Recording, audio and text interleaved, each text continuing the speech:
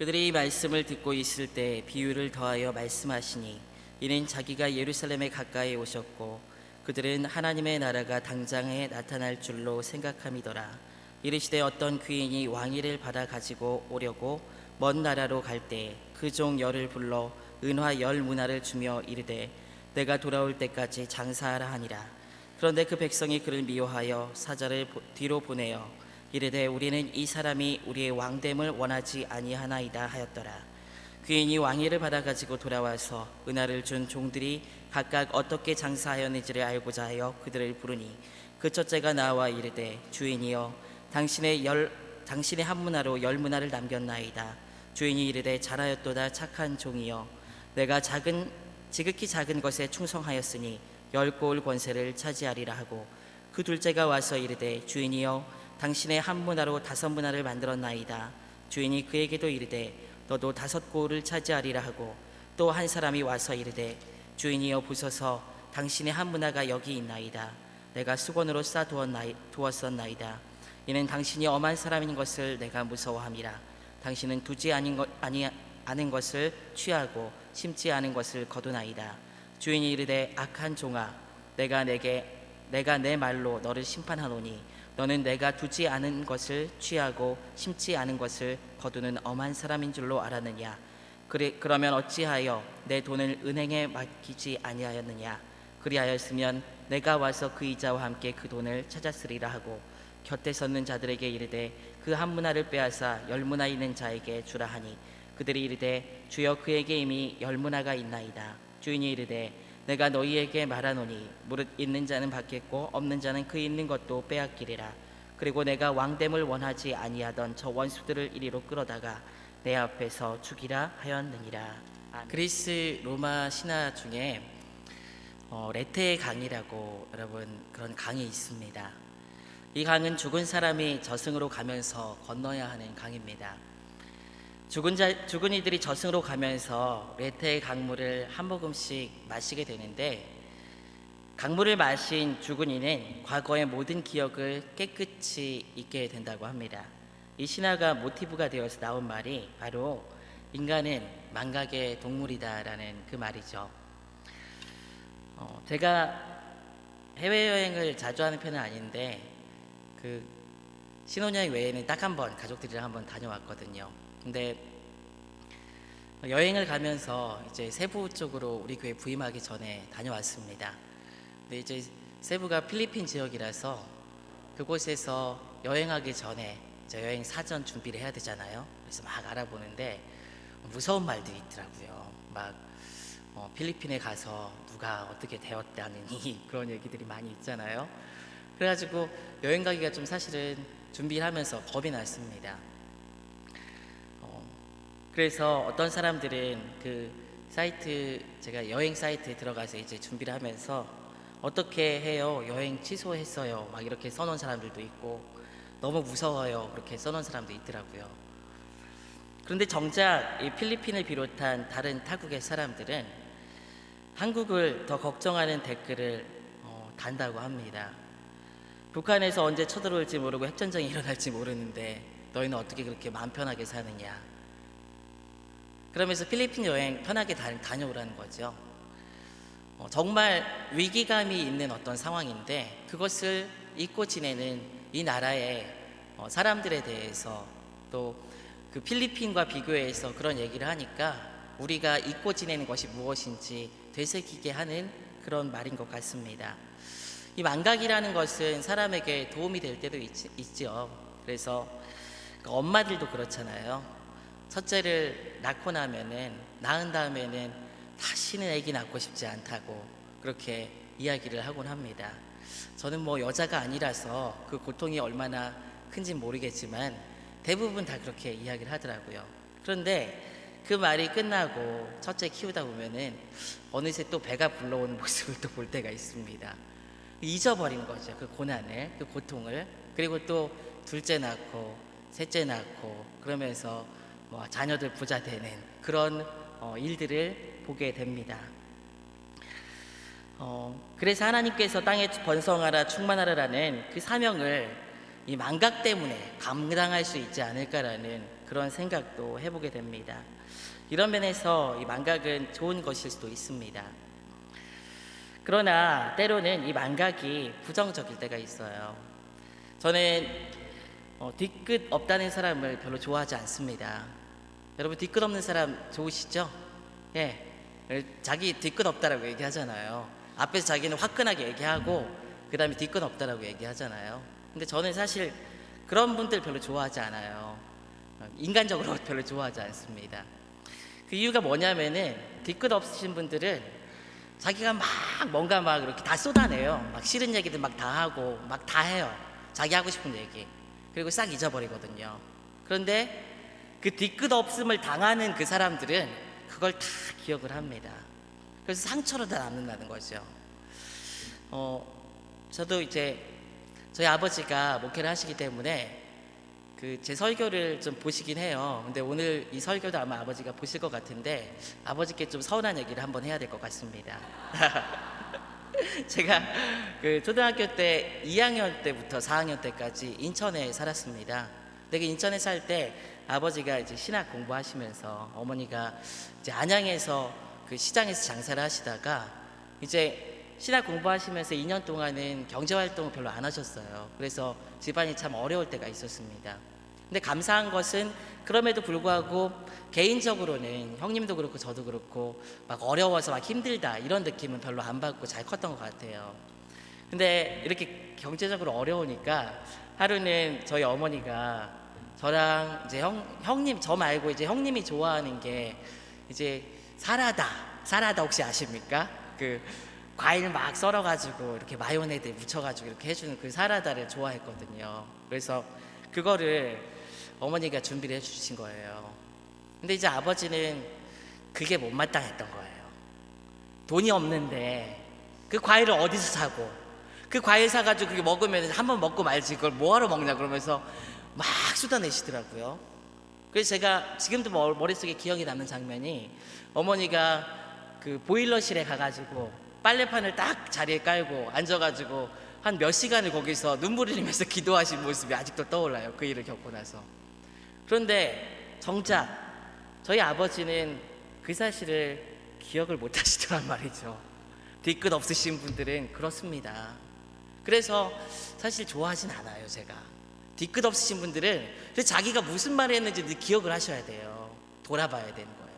막 쏟아내고 그 사람 막 마음 다 찢어놓고 난 뒤끝 없어 별로 좋은 게 아닌 것 같다는 생각도 듭니다. 망각이라는 게 이런 걸 만들어내는 것 같아요. 우리는 망각하는 어떤 그런 삶 때문에 유익이 있기도 하지만은 절대로 망각하지 말아야 될 것들을 때로는 망각하곤 합니다. 신앙생활을 할 때 그리스도인들도 결코 잊지 말아야 되는 사실이 있습니다. 그것은 무엇이냐면은 지금 이 시대가 말세라는 사실을 잊지 말아야 합니다. 말세라는 말은 주님의 초림, 이 땅에 성육신하시면서 오신 초림부터 승천하시고 다시 이 땅에 오실 재림까지의 기간을 말세라고 합니다. 그 사이는 중간기예요. 중간기. 우리는 중간기를 살고 있는 사람들입니다. 여러분 몇 해 전에 반지의 제왕이라는 영화를 혹시 여러분 많이 보신 분들이 있을 것 같아요. 근데 반지의 제왕은 이 톨킨이라는 저자가 성경의 하나님 나라를 모티브로 만든 소설을 토대로 만든 영화입니다. 그래서 거기서 보게 되면은 궁극적인 왕국을 이루기 위해서 이 중간계에서 엄청난 전투를 끊임없이 시리즈에 걸쳐서 해가게 되는 것을 보게 됩니다. 중간계 전투가 바로 우리가 이 땅에서 말세를 살아가는 사람으로서 살아가는 전투라는 것을 영화는 이야기하고 있는 것이죠. 우리는 이렇게 말세를 살아가고 있는 사람들입니다. 그리고 이 말세의 마지막에 하나님의 심판이 있음을 성경에서는 분명히 말하고 있습니다. 그것이 어떤 성도들에게는 불편한 이야기일지도 모르지만 성경이 이야기하는 명확한 진리라는 사실을 우리는 잊지 않기를 원합니다. 심판의 자리에 섰을 때 우리가 어떤 식으로든 이 땅에서의 삶을 통해서 우리는 하나님의 심판대 앞에서, 그 재판정 앞에서 판단을 받게 될 것입니다. 동시에 예수 그리스도는 우리를 위해서 변호를 하실 것이죠. 그 자리에서 이렇게 하나님이 말세의 끝에 심판하시는 것은 당연한 것입니다. 하나님은 창조 세계 안에서 우리를 조장하실 권리가 있으신 분이시고, 우리의 청지기 직분을 그분의 뜻에 따라 평가할 권리가 마땅히 있으신 분이십니다. 한 나라에서 외국에 가서 이 법적인 선고를 받게 되면 우리는 그 나라에서도 항의를 할 수는 있어요. 그런데 그 나라의 통치 규범에 따라 처벌하는 것에는 관여를 할 수는 없습니다. 심판의 기준은 그 나라의 법관과 법에 좌우되어지는 것이죠. 하나님의 창조 세계 안에서 하나님은 우리를 마지막 심판대에서 평가하시고 심판하실 것입니다. 이것은 하나님의 권리이고 또 이 심판 시기를 말세라고 성경은 분명히 말하고 있습니다. 오늘 말씀은 주님께서 이 말세를 살아갈 제자들을 염두에 두고 말씀하십니다. 당시 제자들은 그 마음에 기대와 포부에 이렇게 젖어 있었어요. 우리 11절을 한번 읽어보도록 하겠습니다. 오늘 말씀 11절을 한번 읽어보도록 하겠습니다. 다 같이 함께 읽습니다. 시작. 그들이 말씀을 듣고 있을 때 비유를 더하여 말씀하시니 이는 자기가 예루살렘에 가까이 오셨고 그들은 하나님의 나라가 당장에 나타날 줄로 생각함이었더라. 그들이 말씀을 듣고 있을 때 비유를 더하여 말씀하시니, 그러면서 그들의 마음 상태가 어떤지 주님께서 이야기하고 있습니다. 하나님의 나라가 당장 임할 것이다라고 이 제자들은 생각하고 있었습니다. 그들은 하나님의 나라가 임할 것이라는 이 생각에, 우리가 예루살렘에만 들어가면은 이 나라가 임할 거야라는 생각에 행동하고 또 포부에 젖어 있었어요. 주님께서는 앞서 삭개오에게 구원을 선포하시죠. 그리고 자신이 잃어버린 자들을 구원하러 오신 분임을 이 삭개오의 이야기를 통해서 말씀하십니다. 누가복음 전체를 읽으면서는 이 누가복음이 저는 읽으면서 아웃사이더를 위한 복음서 같다는 생각을 하게 됩니다. 나병 환자, 그리고 어린이, 맹인, 삭개오와 같은 사람들을 이 오늘 비유 앞서서 주님께서는 부르시고 그들에게 구원의 은총을 베푸시고 치유하신 역사를 끊임없이 보여주시거든요. 이들은 당시 관점으로 봤을 때는 구원에서 먼 사람들이에요. 당시 유대인의 관점에서 봤을 때는. 반면 바리새인, 부자 관원, 이 청년 이런 사람들은 사람들의 인식에 천국에서 가까운 사람들이었습니다. 그런데 누가복음에서는 오히려 그들이 구원받지 못한 사람들이라는 그런 메시지를 전합니다. 앞서 이야기한 이 사회에서 소외된 병자들, 어린이, 세리, 맹인, 삭개오와 같은 이런 사람들이 구원받았음을 이야기하거든요. 예수님의 제자들 중에도 이 세리와 같은 자들이 있었습니다. 이들은 이 소외계층에게 구원이 선언되는 사건을 보면서 그 하나님 나라, 주님이 통치하시는 나라가 빨리 임하기를 소원했습니다. 또 그들의 모든 경제적인 수단들을 내려놓고 예수님을 따랐던 제자들도 예수님이 가시고 올 그 임하게 할 그 나라를 소망하면서 그 나라에서 무언가 좀 요직에 앉고 싶은 그런 마음들을 갖고 주님을 따라가고 있었어요.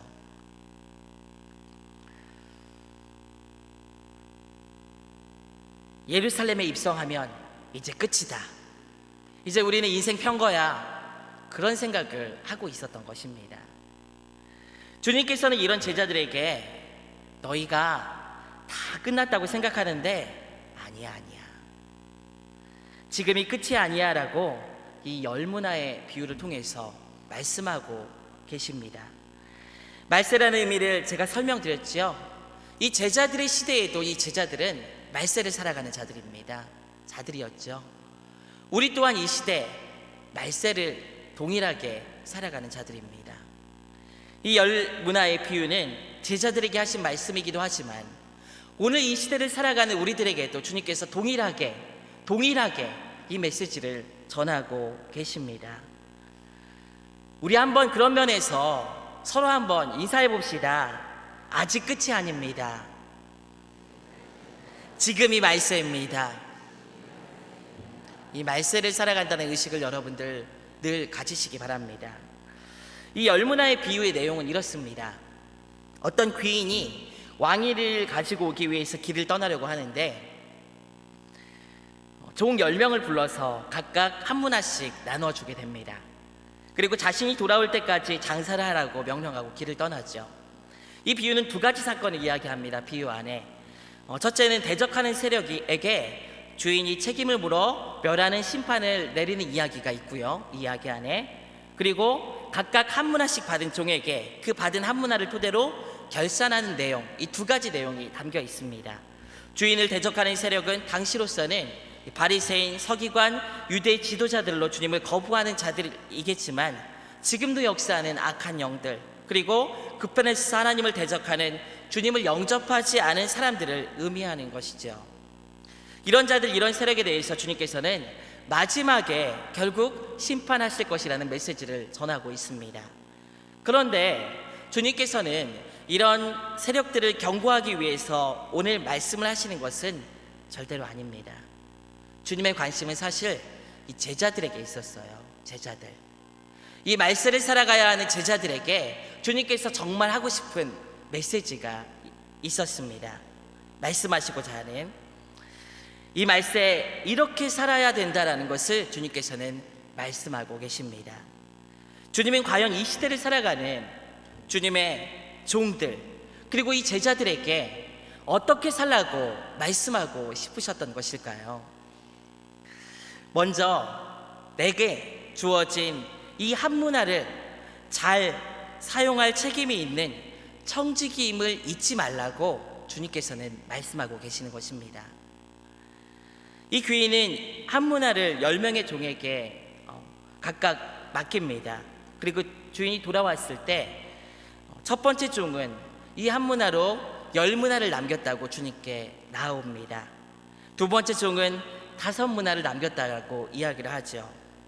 그리고 각각 10문화를 남긴 종에게는 10고울을, 5문화를 남긴 종에게는 5고울을 맡기겠다고 이 이야기에서 말씀하십니다. 이들은 주님께 충성했고 그 맡겨진 사명을 잘 감당했습니다.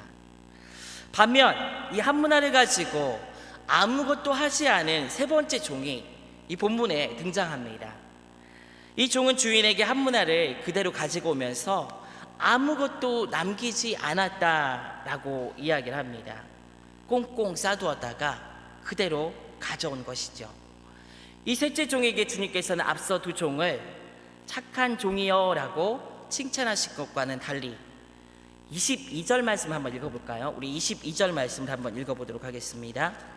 이 종에게, 한 문화를 가지고 그대로 온 종에게 뭐라고 이야기하시는지 한번 읽어봅니다. 시작. 주인이 이르되 악한 종아, 내가 내 말로 너를 심판하노니. 여기까지 읽도록 하겠습니다. 이 악한 종이라고 표현한다는 거예요. 아무것도 하지 않은 이 종에게 주인께서 뭐라고 이야기하냐면은 게으른 종아라고 표현하시지 않으셨습니다. 악한 종아라고 표현하신다는 거예요. 앞에 충성된 종이라는 그 표현과 대조되게 이 한 문화를 가지고 그대로 온 종에게는 악한 종이라고 서슴없이 주님께서 표현을 하십니다. 말세를 살아가는 그리스도인들이 아무것도 하지 않은 것, 그것은 여러분 악한 것입니다. 구원받고 그냥 아무런 행동 없이 천국에 가는 것은 절대로 있을 수 없는 것이죠. 반면 우리 모두 구원받은 자이면서 동시에 주님께 한 문화씩 여러분 받은 자들입니다.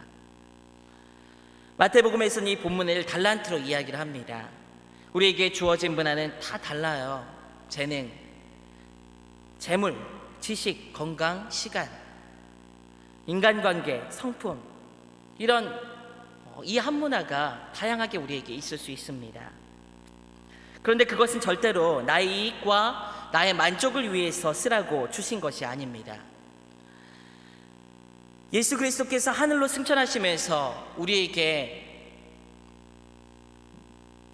모두에게 내가 올 때까지 이 청지기 사명을 잘 감당하려고 남겨두고 가신 것이 바로 이런 것들입니다. 주님이 맡겨주신 것, 그것이 내 것인 양 마음대로 쓰고 주님께 충성하지 못하고 그냥 그대로 있는 대로 쌓아두고 주님 앞에 나아가는 자들에 대해서 성경에서 악하다고 한 그 표현을 우리는 좀 기억했으면 좋겠습니다. 이런 자들은 주님의 제자들이 아닙니다. 그냥 악한 자일 뿐이에요. 주님의 종의 삶은 이런 삶이 아닌 것입니다.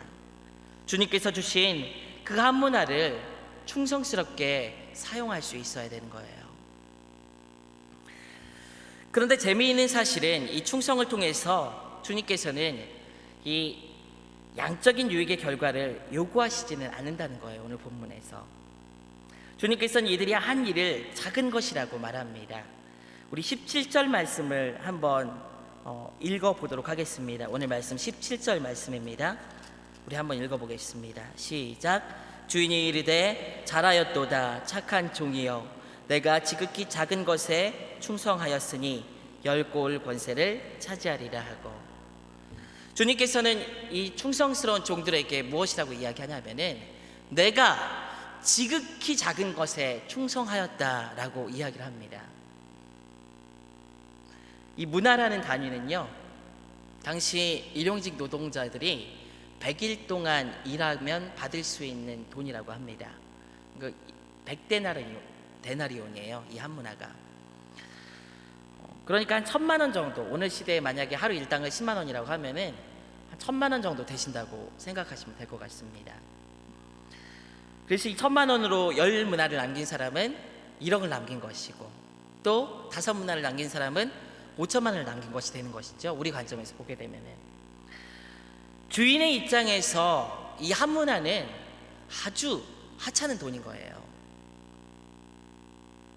너무 많은 것을 가지고 있고 온 세상의 주인이신 하나님 관점에서 우리에게 맡겨주신 것은 지극히 작은 것입니다. 단지 주인은 이 10문화 남긴 자, 이 5문화 남긴 자 모두에게 칭찬을 하시는데, 10골이나 남겼네, 잘했네, 아니 10문화나 남겼네, 잘했네, 5문화나 남겼는데 잘했네, 이렇게 이야기하지 않으세요. 그 결과를 보고 주님께서 칭찬하시는 것이 아니라 주님은 그들이 충성했다는 그 사실에 대해서 주님께서 칭찬하고 계시는 겁니다. 사실 우리가 이 세상에서 감당하는 주님의 일은 주님 편에서는 지극히 정말 작은 거예요. 서로 많은 것을 우리를 통해서 남겼다고 해도 주님께서는 양적인 부분에 큰 의미를 두시는 분이 아니십니다. 왜냐하면 주님은 당장이라도 돌들로 아브라함의 자녀가 될 수 있게 하실 수 있는 분이라고 말씀하십니다. 가난한 과부의 헌금이, 그 두렙돈 되는 그 작은 헌금이 부자들이 넣은 훨씬 많은 양적으로 훨씬 많은 그 헌금보다 더 많다라고 평가하는 그 평가를 우리는 잊지 말아야 합니다. 하나님의 일도 마찬가지예요. 선교지에서 벌어지는 놀라운 사역도 논리적으로 생각하면 그 결과, 이 성경의 논리로 생각하게 되면 그 결과가 어디에서 오는 거예요? 그 선교사님이 충성했기 때문에 온 겁니까? 그 선교사님이 헌신했기 때문에 그 결과가 온 겁니까? 아니에요. 하나님께서 그 결과를 만들어내신 분이세요. 그 자리에 있는 선교사님들, 그 자리에서 헌신하는 분들은 뭐예요? 주님의 말씀에 따라 충성할 뿐인 거예요. 그렇게 우리가 하나님께서 우리를 통해서 많은 일을 하시고 교회를 건축하시고 부흥케 하시고 이런 일들을 보면서 고개를 빳빳이 할 이유가 없는 것입니다.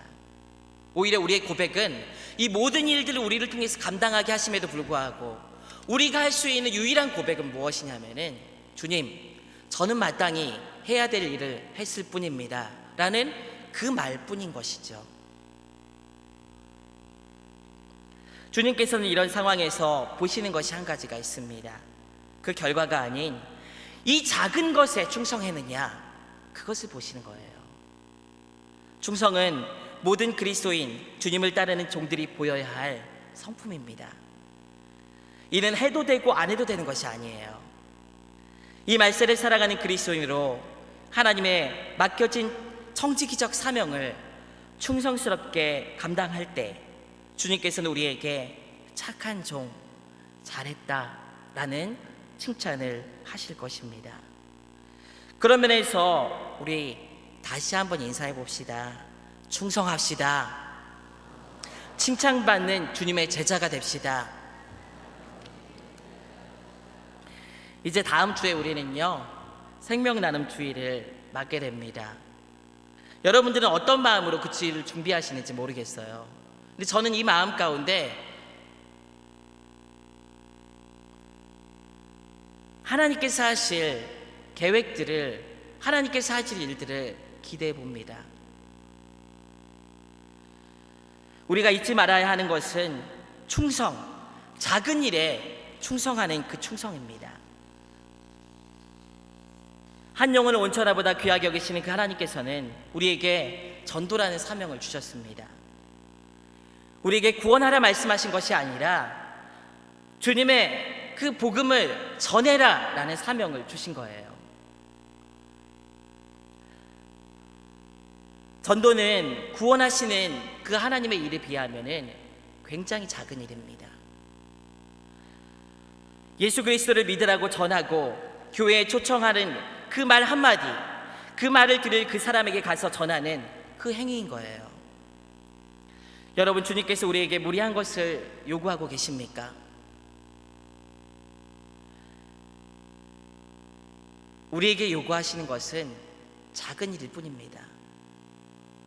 그런데 주님께서는 이 일로 놀라운 하나님의 역사를 만들어내실 것입니다. 여러분, 기대하십시오. 믿으십니까? 그리고 기도하십시오. 그리고 전도하십시오. 충성하십시오. 그럴 때 하나님의 놀라운 역사가 있음을 잊지 마시기 바랍니다. 전하지 않을 때는 아무 역사도 없습니다. 단지 우리가 하나님 앞에 충성스러운 삶을 살아가며 이 일들을 감당할 때 주의 역사가 나타날 수 있는 거예요. 그래서 우리 다시 한번 인사해 봤으면 좋겠습니다. 전도합시다. 전합시다. 전도하지 않는 것은 오늘 말씀에 의하면은 악한 거예요, 여러분. 우리에게 좋은 소식이 있음에도 불구하고 꽁꽁 싸매다가 그것을 주님께 여러분 그대로 가지고 갈 것입니까? 그것은 악한 것입니다. 악한 종이 되지 말고 하나님 앞에 충성스러운 종들이 되시기를 부탁드립니다. 그런데 여러분, 제가 말씀을 전하면서요, 준비하면서 그런 생각을 하게 돼요. 충성하자고 이야기해도 여러분, 충성해야지. 충성이 잘 되십니까, 여러분? 잘 되세요? 잘 안 되죠? 그렇죠. 마음 먹는다고 이 충성은 되는 게 아닙니다. 우리가 오늘 말씀에서 주의 깊게 살펴봐야 되는 것이 한 가지 사실이 있습니다. 이 세 번째 종이 악한 종이라고 하잖아요. 근데 사실 이 세 번째 종은 악한 종이 될 수밖에 없는 사람이에요. 왜 이 종은 주님 앞에 악한 종이 되었을까요, 여러분? 충성하지 못했을까요? 왜 그는 그에게 주어진 이 한 문화를 사용하지 않고 주님께 가져와서 악한 종이라는 주님의 책망을 들을 수밖에 없었을까요? 게을러서였을까요, 단지? 아니면 욕심이 많았던 것일까요? 몸을 사리다가 그렇게 그냥 나온 것일까요? 우리 21절부터 23절까지 말씀을 같이 한번 읽어보도록 하겠습니다. 오늘 말씀 21절부터 23절까지 말씀입니다. 시작. 이는 당신이 엄한 사람인 것을 내가 무서워함이라. 당신은 두지 아니하는 것을 취하고 심지 않은 것을 거두나이다. 주인이 이르되 악한 종아, 내가 내 말로 너를 심판하노니 너는 내가 두지 않은 것을 취하고 심지 아니한 것을 거두는 엄한 사람인 줄로 알았느냐? 그러면 어찌하여 내 돈을 은행에 맡기지 아니하였느냐? 그리하였으면 내가 와서 그 이자와 함께 그 돈을 찾았으리라 하고.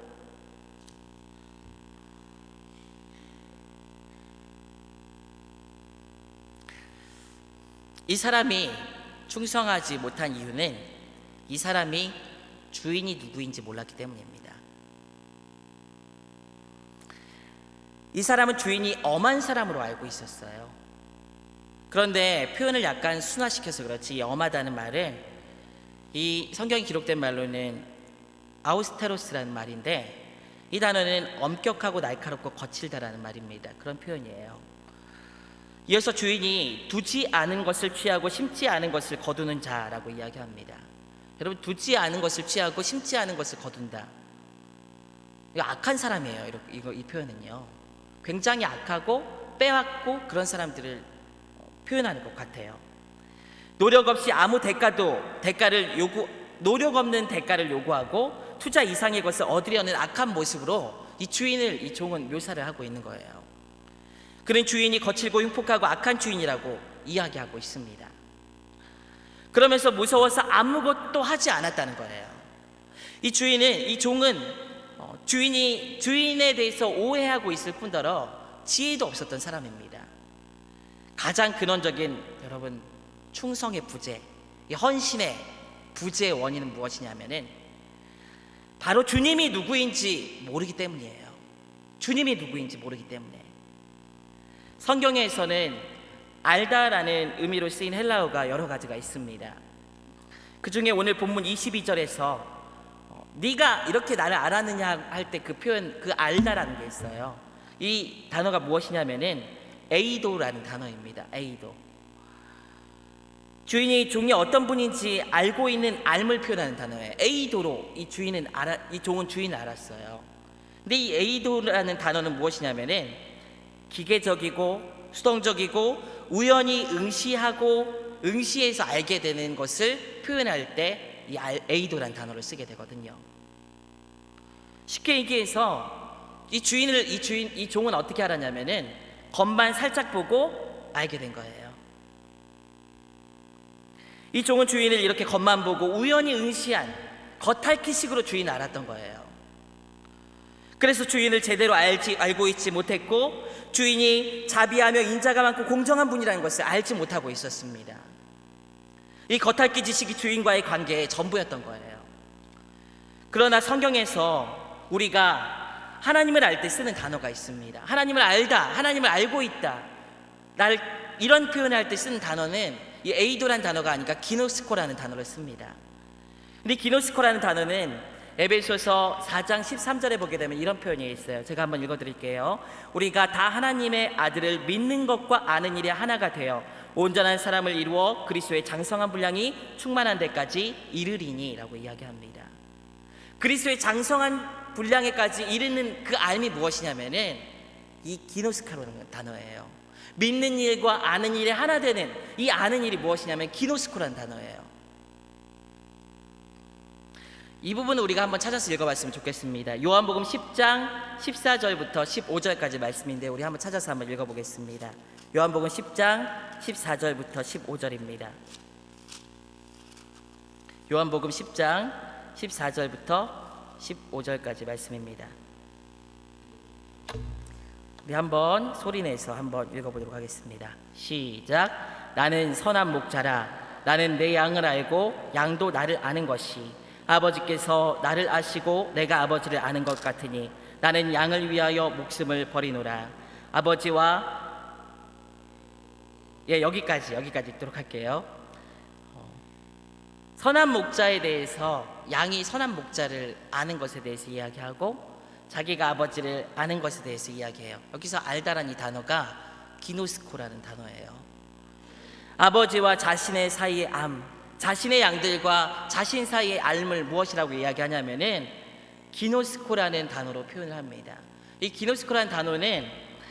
히브리어로는 야다예요. 야다라는 말은 여러분 많이 들어보셨지요? 이 야다라는 말은 남녀 간의 어떤 성적인 친밀함을 표현할 때 쓰는 단어입니다. 그만큼 친밀하게 가깝게 속속히 아는 그 표현을 이 기노스코라는 단어가 담고 있는 것입니다. 이런 알미 있을 때 요한 1서 2장 3절에서는 이렇게 이야기해요. 우리 이 부분도 한번 찾아서 읽어봤으면 좋겠습니다. 요한 1서 2장 3절입니다. 요한 1서 2장 3절 말씀입니다. 요한 1서 2장 3절 말씀, 우리 다 찾으셨으면 한 목소리로 같이 읽어보겠습니다. 시작. 우리가 그의 계명을 지키면 이로써 우리가 그를 아는 줄로 알 것이요. 이 인격적인 하나님을 가깝게 친밀하게 알 때 어떤 일이 벌어질까요? 그 계명을 지키게 되는 거예요. 결국 계명을 지키는 모습을 하나님을 아는 자들이 하는 행동으로 이 요한은 표현을 하고 있습니다. 하나님의 계명은 억지로 내 이익을 위해서 복받기 위해서 지키는 것이 아니라 하나님을 알게 되면 자연스럽게 하게 되는 것이 이 계명을 지키는 거예요. 하나님 앞에 충성스러운 삶도, 이 하나님 앞에 헌신한 이 삶도 하나님을 알 때 나타날 수 있는 겁니다. 중요한 것은 여러분 하나님을 아는 데 있는 겁니다. 그리스도인들이 하나님을 겉핥기로 앓게 되고 또 훑어보고 그냥 지식으로 이 성경의 텍스트로 눈에서 머리에만 있는 그 하나님을 알게 될 때 거기서 멈춰 서게 되면은 이 하나님의 의도를 이해하지 못하는 거예요. 하나님 앞에 충성스럽게 살지 못하게 되는 것입니다. 하나님을 신뢰하지 못하게 되는 거예요. 오히려 자기만의 종교적인 패턴을 만들기 쉽게 되고 그것이 신앙생활의 전부인 줄 알고 잘하고 있다고 생각하고 자기 기준에 맞게 살려고 하게 되는 거예요. 그리고 자기는 구원받았다, 예수 믿는다라고 이야기하게 됩니다. 움직이지 않고 충성이라는 그 성품의 그림자도 보이지 않고 그냥 종교생활을 하게 되는 것입니다. 우리가 하나님을 아는 것은 이 A도 수준의 알미 되어서는 안 돼요. 여러분 우상이란 말을 아시죠? 우상. 이 우상이란 말이 이 신약 성경에서 어떤 단어로 쓰이게 되냐면 에이돌론이라는 단어로 쓰이게 됩니다. 에이돌론. 비슷하죠? 에이돌란 말이랑요. 우상이 뭐냐면은 하나님을 겉모습만 보고 판단하는 자들이 세우는 것이 바로 우상입니다. 에이도로 하나님을 알게 되면 우상적으로 결국 예수님을 믿게 되는 거예요. 우상적으로 신앙생활을 하게 되는 것입니다. 우상을 믿는 것처럼, 우상을 섬기는 것처럼. 이 우상의 특징이 있어요. 여러분 출애굽기 20장을 보게 되면 우상을 섬기지 말라고 하나님께서 말씀하실 때 그 앞에 우상을 섬기는 특징을 보여줘요. 그게 무엇이냐면은 자기를 위하여 새긴 우상을 만들지 말고. 우상은 뭐예요? 자기를 위해 새기는 거예요. 자기를 위해서. 신앙생활도 겉핥기로 주님을 알고 그렇게 겉핥기 지식만 쌓인 신앙생활은 자기 우상만 세우는, 자기 유익을 위한 우상만 세우는 신앙생활이 되는 것입니다. 이것이 우상적인 삶입니다. 우리가 하나님을 알 때 그분을 인격적으로 알고 그분을 진실하게 알고 그분과 오늘 동행하고 오늘 하나님을 의식하고 매 순간 하나님과 함께하는 삶을 살게 되는 것이죠. 그 은혜를 알 때, 그 사랑을 알 때, 그 하나님과의 관계를 맺을 때 우리의 삶에 참다운 헌신이, 충성이 나올 수 있게 되는 것입니다.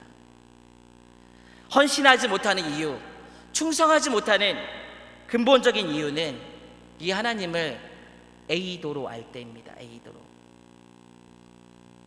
기노스코, 이 야다로 알지 못하기 때문에 하나님께 헌신하지 못하는 거예요. 우리에게 주어진 그 한 문화를 잘 사용해서 사명을 감당하고 주님께 순종하는 삶, 자발적인 생무로 여기는 충성하는 그 삶은 주님이 누구인지에 대한 인격적인 알미 있을 때 가능한 겁니다. 이 종은 충성이라는 개념 자체를 가지고 있지 않았던 사람이에요. 왜 내가 내 노력을 들여서 주의 이름을 영화롭게 하고 공경해야 한단 말인가? 이런 태도를 가지고 주인 옆에 있었던 사람입니다. 이 종은 주인과의 관계를 외관상 가지고 있지만 주인을 향한 어떤 신뢰도 가지고 있지 않았습니다. 이 세 번째 종이 충성하지 못하고 열매가 없다는 인생이 된 이면에는 하나님의 은혜를 인식하지 못한다는 이 사실이 자리 잡고 있었던 거예요. 하나님을 모르니까. 사실 예수님께서 근본적으로 책망하신 것은 이런 믿음의 부재인 것입니다. 하나님, 예수 그리스도에 대한 알미 없는 믿음의 부재가 충성하지 못하고 열매 없는 삶이 된 근본적인 원인이라고 오늘 말씀은 이야기하고 있어요. 주님을 바르게 알고 믿음으로 알고 그 은혜를 인격적으로 알고 있는 자들은 충성하지 않을 수 없습니다. 말세를 살아가는 그리스도인들이 가져야 하는 충성이라는 성품은 단지 충성해야지, 해야 돼 라고 결심하는 데 있지 않습니다. 이는 주님을 믿음으로 받아들이고 그 은혜를 알고 그 사랑을 알고 내가 원래 사망에서 생명으로 옮김받고 절대 헤어나올 수 없는, 그 사망에서 절대 헤어나올 수 없는 존재인데 나를 주님께서 이루신 의로 덧입히신 그 은혜로 말미암아 구원하셨다는 그 사실, 그 하나님이 나를 그렇게 사랑하신다는 그 사실을 여러분 기노스코로 알 때 그때 우리는 충성할 수 있게 되는 것입니다. 주님은 여러분 인격적인 분이세요. 우리를 여러 이단처럼 무섭게 하거나 강요하지 않으십니다. 우리의 충성은, 그 헌신은, 충성스러운 성직적인 삶은 주님이 누구인지 아는 그 믿음에 있는 것입니다. 여러분, 우리를 구원하신 그 하나님은 누구십니까? 천지를 만드신 창조주, 우리를 아들을 죽이시기까지 사랑하신 그 아버지십니다. 여러분들을 위해서 십자가에 달리신 예수 그리스도는 누구십니까? 우리가 주님이라고 고백하는 이 주님은 천지의 창조주시며 우리를 구원하시는 구원자입니다. 사망에서 죽어있는 우리들에게 거듭남의 은혜를 주시고 자녀되는 권세를 허락하셨으며 지금도 주님의 권능의 팔로 우리를 붙드시고 인도하시는, 지금도 살아서 역사하시는 우리 아버지 되시는 그분이 바로 우리 주님이십니다. 우리를 살리시기 위해서 십자가의 그 모든 고통을 감당하시고 그 신적인 영광과 지위를 내려놓으시고 이 땅에 육신을 입으시고 연약한 모습으로 우리에게 의를 입혀주시기 위해서 십자가를 지시고 우리를 위해서 대신 죽으신 분이십니다. 이런 주님을 여러분 알고 계십니까? 머리로 알고 계시는 거 말고요, 마음으로 알고 계십니까? 이런 주님을 여러분들 믿음으로 고백하고 계십니까? 그렇다면 이 말을 달리하면 이렇게 표현할 수 있을 것입니다. 여러분은 주님을 위해 충성하고 있으십니까? 충성하지 못하고 있다면 이 하나님을, 이 예수 그리스도를 우리는 잘 모르는 것입니다. 여러분 지금 하나님과 얼마나 친밀하세요? 하나님의 은혜를 지금 알고 계십니까? 목사님, 저는 과거에 열심히 했는데 지금은 아니에요. 아니요, 지금 모르면 모르는 것입니다. 그것은 그 알면 과거가 아닙니다. 오늘 우리가 알고 있는 그 하나님에 대한 알미예요. 나의 마음에 복음에 감격하고 은혜에 감격하고 그 사랑에 눈시울이 뜨거워지고 그 감사의 찬양이 울려 퍼지고 지금도 하나님을 알기 위해서 더 발버둥 치면서 오늘을 살지 않는다면 나는 이미 주님 곁에서 저 멀리 떨어져 주님을 지식으로 알고 있는 자가 되어버렸을지 모릅니다. 말세를 살아가는 우리들에게 주님께서 충성을 요구하십니다. 그 열매를 주님께서 마지막에 평가하신다고 하십니다. 주님을 아는 여러분들 되시길 원합니다. 주님을 날마다 만나고 교제하며 진심으로 교통하는 삶을 사시기를 원합니다. 마지막으로 오늘 본문을 통해서 한 가지만 더 살펴보고 싶어요. 주님께서 우리에게 경고하시기도 하지만 분명히 이렇게 충성한 자들에게 상을 주신다고 말씀하십니다. 한 문화를 남긴 자에게 10고을을, 그리고 5고을을 다스릴 5문화를 남긴 자에게는 5고을을 남길 권세를 주신다고 말씀하셨습니다. 특히 24절부터 26절까지를 한번 읽어보면 이렇습니다. 곁에 섰는 자들에게 이르되 그 한 문화를 빼앗아 10문화 있는 자에게 주라 하니 그들이 이르되 주여 그에게 이미 10문화가 있나이다. 주인이 이르되 내가 너희에게 말하노니 무릇 있는 자는 받겠고 없는 자는 그 있는 것도 빼앗기리라. 주님께서는 충성하지 않은 종에게 그 한 문화를 빼앗습니다. 그리고 10문화를 가진 자에게 그것을 주면서 이렇게 말씀하세요.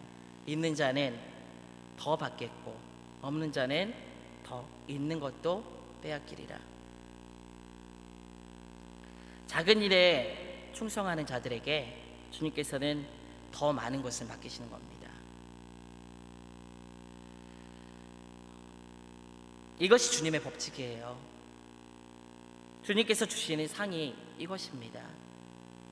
내가 주님을 정말 사랑하고요, 나에게 주신 은혜를 알고 이 땅에서 살아가는 그 은혜에 감격하고 있다면은 주님께서 나를 쓰시는 것 그 사실 자체가 나를 기쁘게 하고 나를 가슴 뛰게 하는 것 아니겠습니까, 여러분?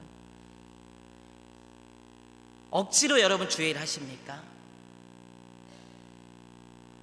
주의 일을 하는 것은요, 때로는 힘들 수 있어요. 그렇지만 주님께서 나에게 맡겨주시는 그 일들이 많아지고 나를 통해서 일하시는 그 역사가 많아지는 데서 기쁨을 발견하고 그것이 참 기쁨임을 알게 되는 게 주님께서 우리에게 주시는, 주님께서 충성한 자들에게 주시는 더 큰 상이라는 거예요. 우리는 때로는 거창한 일을 위해서 헌신하겠다고 합니다.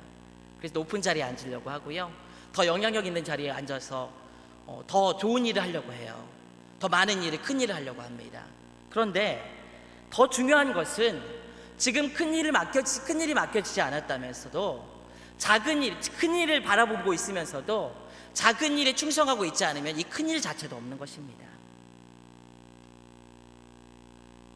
저는 원래부터 신학교 시절 그 스타트가 별로 좋지 않았어요.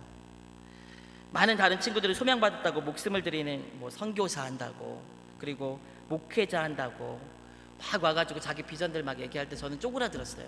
무슨 말하지? 나는 그런 할 말도 없는데.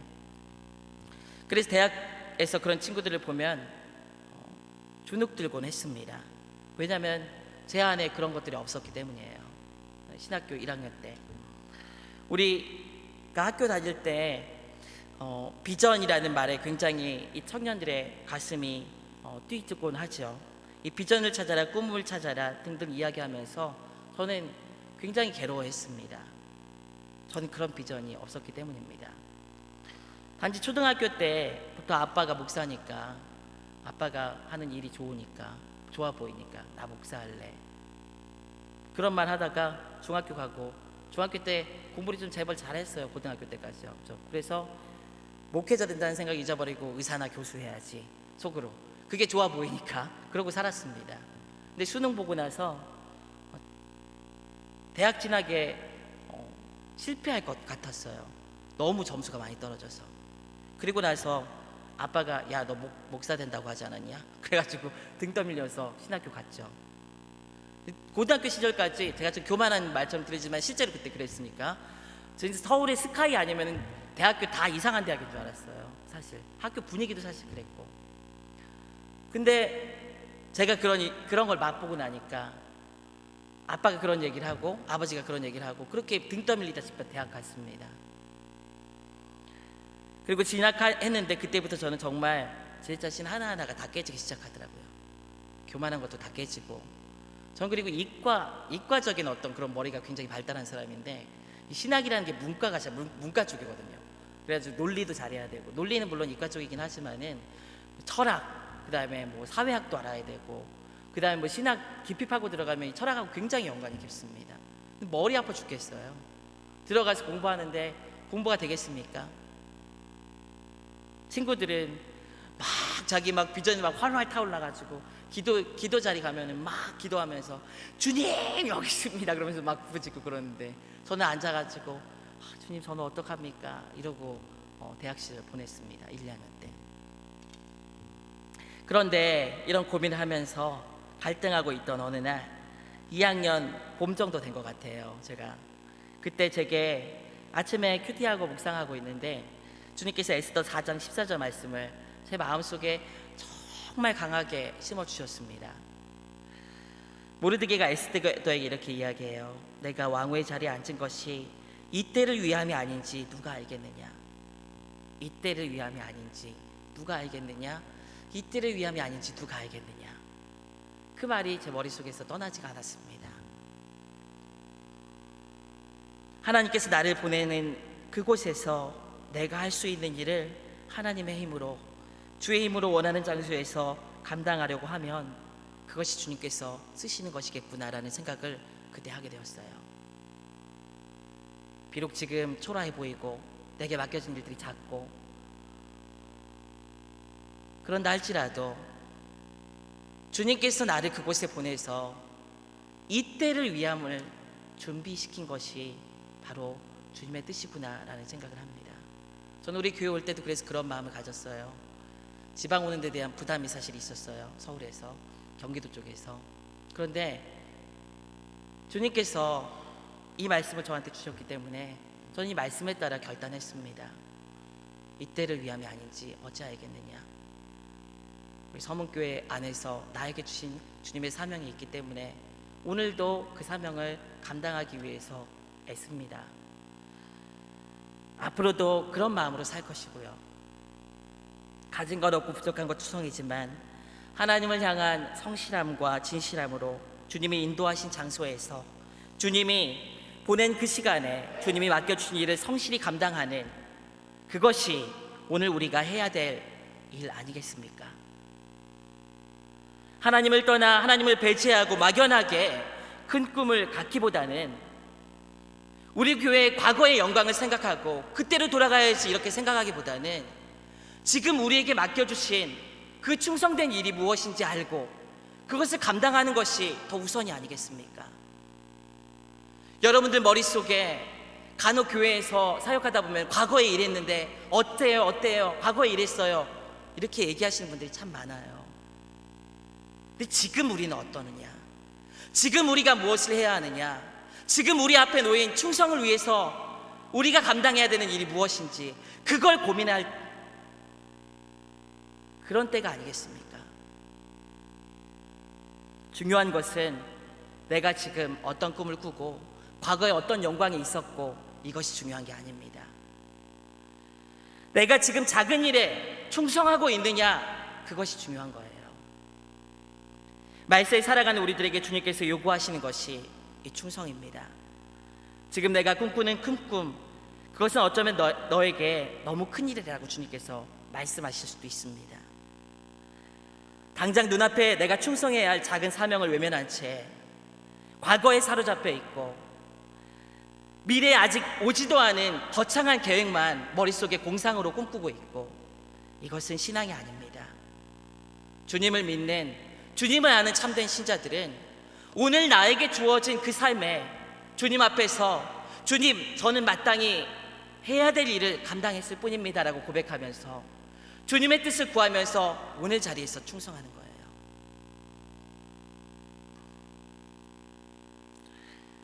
저는 오늘 말씀을 준비하면서 생명 나눔 축제 주일에 대해서 많이 생각하게 됩니다. 말씀을 준비하면서 그런 생각이 들어요.